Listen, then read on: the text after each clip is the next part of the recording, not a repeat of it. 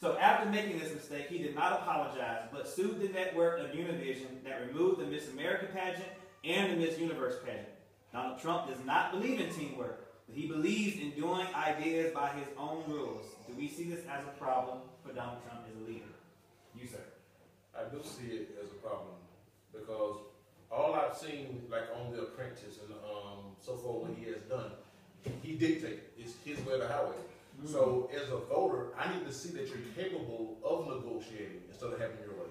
Good. You, ma'am? It is a problem, yes, it definitely is a problem, but I don't see him as not being one that believes in teamwork. Just with him being the CEO of these multi-billion-dollar facets in general, I mean, when it comes to a business, there are team dynamics that have to be in place in order for the business to operate.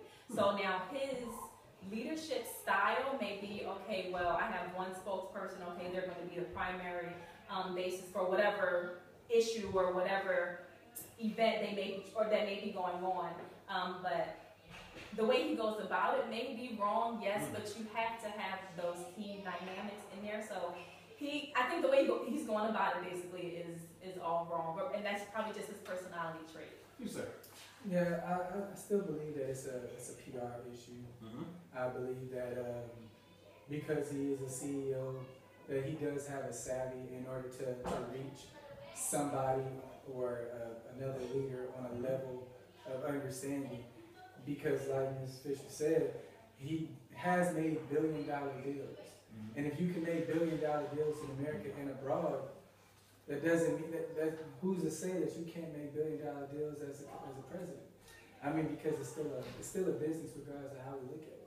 Good point. Now, it goes to my other point with everything that you three said. Correct. I still use the stance of when he goes to the place, another country that we're trying to keep the peace with, because of his style. He does not learn to tune that down and understand I can do that just to the people, and I can't do it to every other culture. We're going to have some treaties that will be broken all because of his mouth that he cannot control it. Number two, billion-dollar treaties are very important. Making money is very important. Finances are very important. However,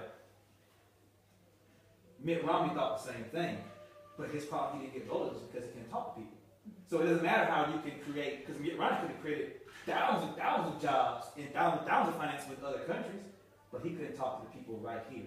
How you talk to people right here is what means a lot to me. That's why Barack Obama voted in that term, because Mitt Romney had the same plan as Trump, but he could not talk to us. How you talk to us, care about how you talk to them, better treat us right. Compassion. A good president has to have compassion, tender-hearted, warm-hearted, a loving person, deeply concerned with the needs of a majority over the people, over the needs of a few people. Creates programs to help those less fortunate, and has compassion on those that cannot help themselves. I had to use George Bush in this instance. Now, he might not have been the best, however, he did learn with the No Child Left Behind, and he helped establish help for Hurricane Katrina victims. He was like one of the fastest responses that we ever had to somebody with a hurricane victim. He was fast. You know what I mean? Katrina, he, boom, right on it. And that means a lot to people, because how you respond to us is the most important thing about being president. So as far as compassion, does Donald Trump have the compassion needed? I understand he created a job, but can he put the needs of many over the needs of a few? That goes back to a leader in compassion. What do you say?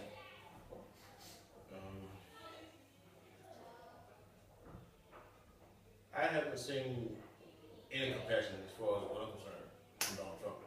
Okay, go. Yeah. Good Trump. I think Mr. Trump is very passionate towards his views and his standings, but as far as being able to empathize, being able to sympathize, I think he's just not able to relate, which yes, you have to be able to relate to be a good leader. And it all boils down to that interpersonal communication, that international communication as well. That's right. I mean, he's a businessman, so he knows all about that, but it's his delivery. So compassion, no. Good point. You, sir. That's a father.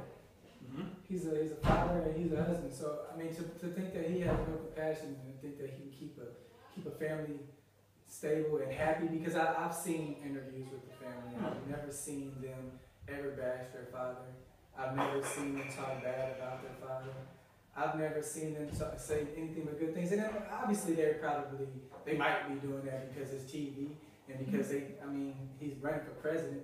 But you can read.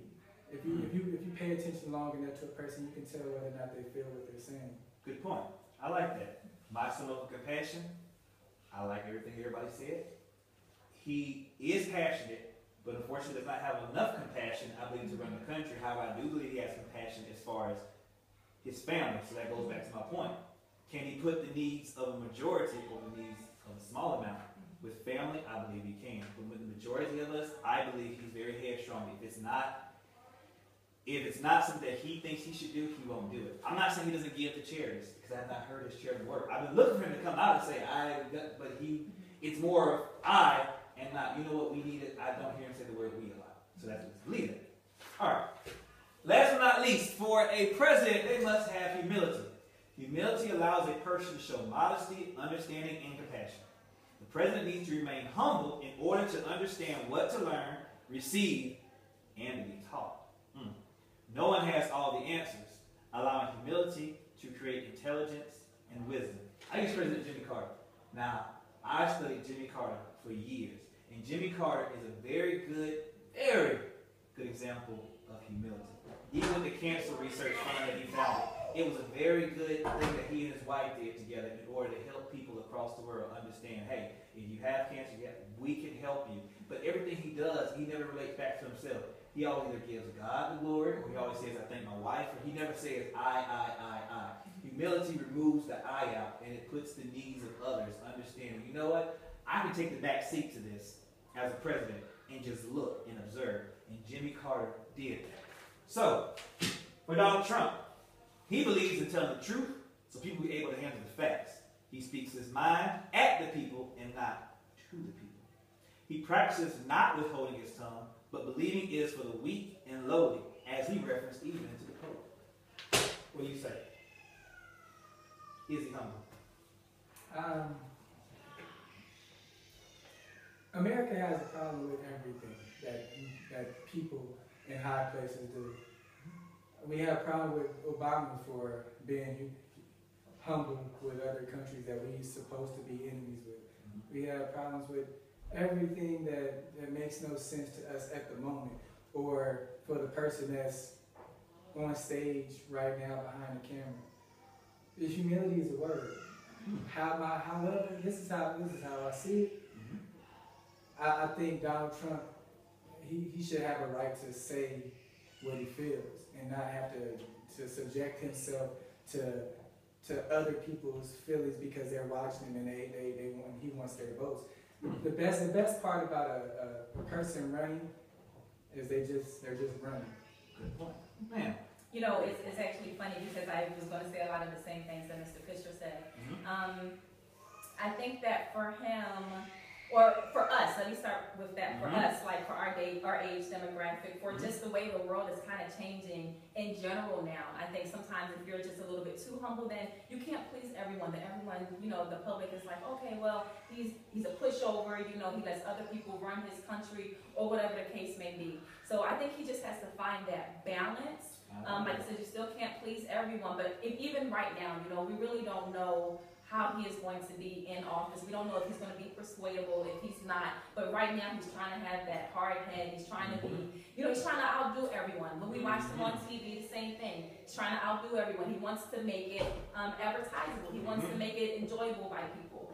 When he's running his business, he wants to be the best of the best. He wants to be on top. So that's kind of the head that he has to have. You say. I'm going to kind of summarize and some of them be short and straight to the point. What I think is this right here. I know that the average candidate tell you what you want to hear to get in office. That's politics. But on the same token, when you're talking about Donald Trump, he only showed us, as far as I'm concerned, like one side. And to get the vote, you have to show what you're about.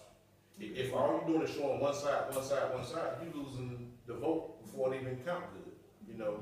So if you do have compassion, if you are considerate, if you do have love, you need to show these things now. Don't wait till later, because then you think it's just a front.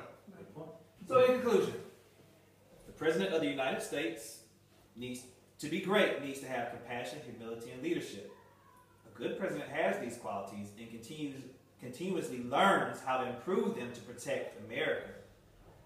From what I've seen, Donald Trump does not display these important products, which are more important than simply creating a job or developing a learning program. Trump seemingly right now cares about no one but himself. The question is, I understand he creates jobs. I understand he's not as humble. He needs to find balance. He's not as compassionate, but he is passionate. I understand he's not the best looking leader. Do we trust him enough to vote him in to be president? Right now, he's leading the race. But, Ms. Fisher brought up a good point. Ms. Fisher as well. We haven't seen him in office yet. The question is, will you vote for him? You don't have to answer that. But look within inside yourself and say, self, if these are qualities that I want the president to have, if so, there are other candidates out there who have these